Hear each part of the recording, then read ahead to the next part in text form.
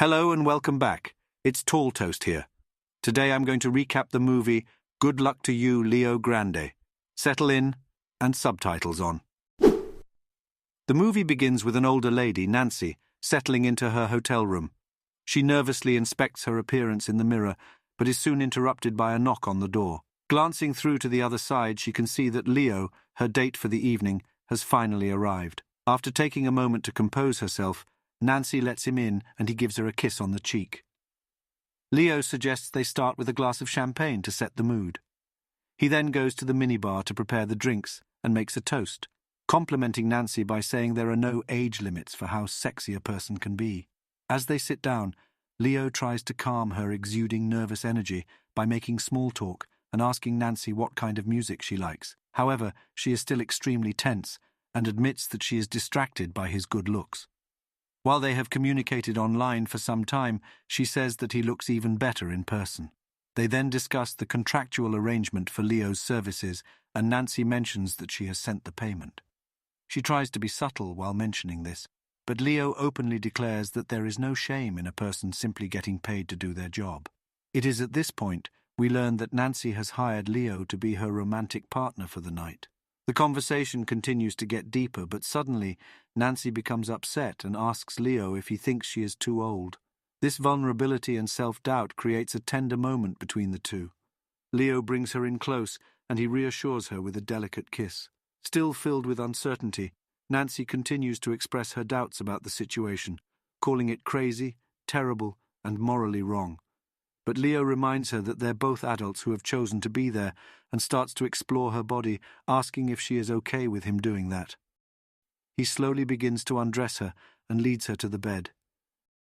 He explains that every person has a quality or feature about them that makes them attractive, and for him, he especially likes the shape of her lips and her neckline. She then takes a moment to compose herself in the bathroom, questioning whether she has the resolve to go through with her plan. Shortly after, they move into bed. They continue to talk at first, sharing stories about their families. Leo reveals that no one in his life knows what he really does for a living, and it can be quite thrilling at times, the risk of people finding out.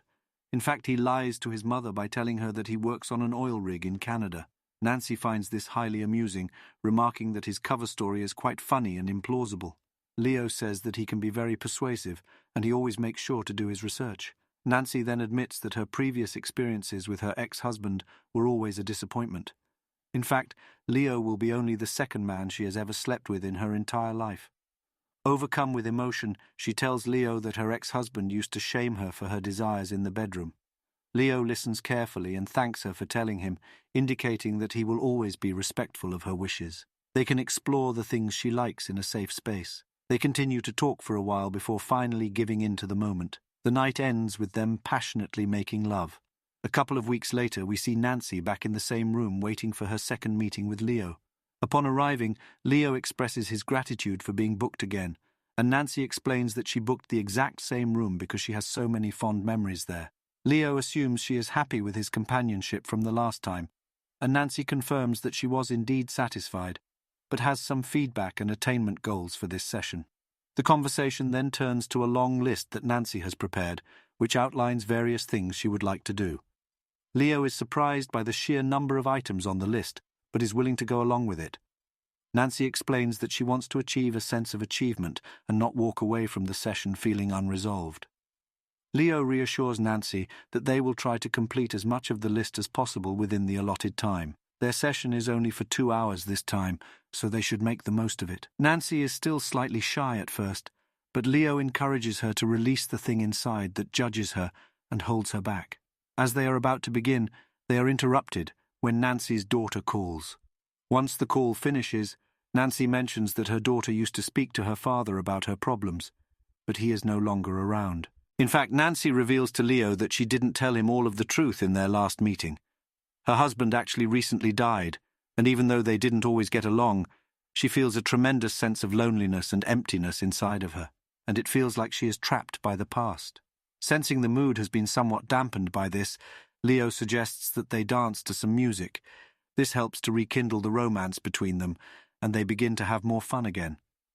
Leo then begins to massage Nancy to work away her stress and anxiety.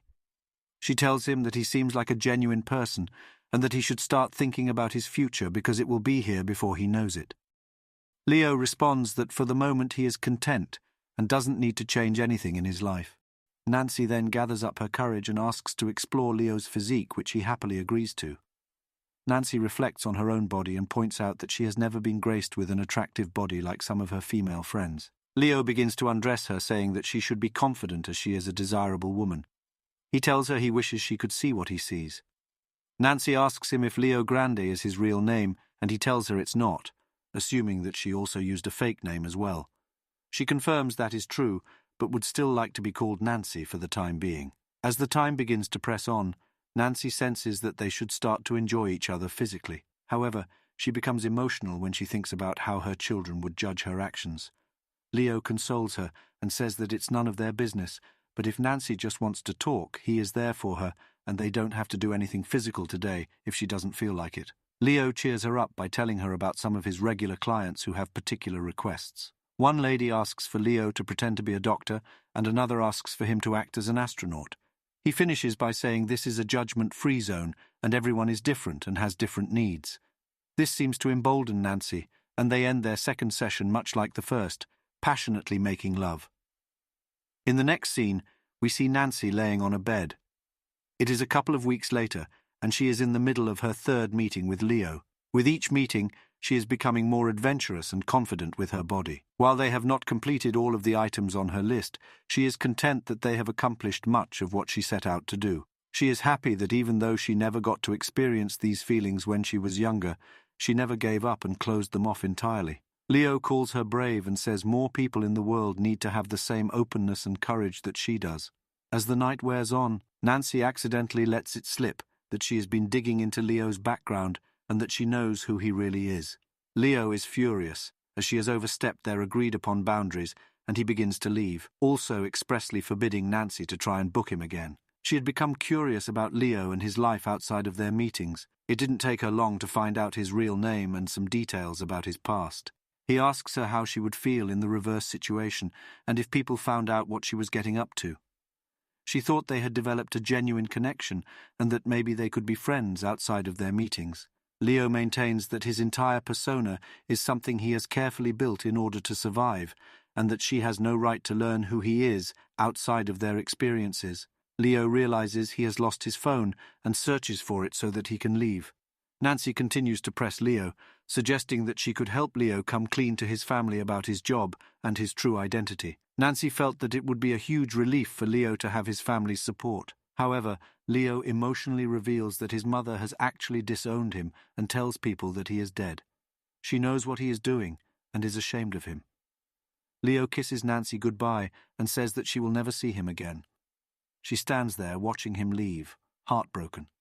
In the next scene, we have flashed forward a couple weeks into the future for the fourth meeting between the two. But this time, Nancy is not in a hotel room but sat in a bar. A staff member asks if she can get her anything, but she nervously declines, saying that she is waiting for someone. Leo finally arrives, drawing suspicious looks from the staff. As a cover story, he says that he is here to sell his car to Nancy, and then they order coffee. Nancy has booked for his time again. She says that she didn't think he would show up, and Leo admits that he almost didn't. Nancy thanks Leo for her newfound confidence and sexual awakening, and has discreetly recommended him to several friends. She admits her real name is Susan Robinson, and that Leo is the only true adventure she has ever had in her life. She apologizes for her past actions and says she got caught up in the passion they shared.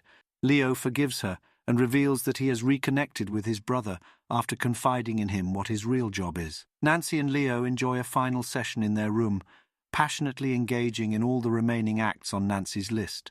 Nancy feels a sense of peace, knowing that she has found someone who truly understands her and who has helped her to embrace her sexuality in a way she never thought possible. Nancy finishes by saying that she no longer needs to book Leo's time anymore, and they say farewell.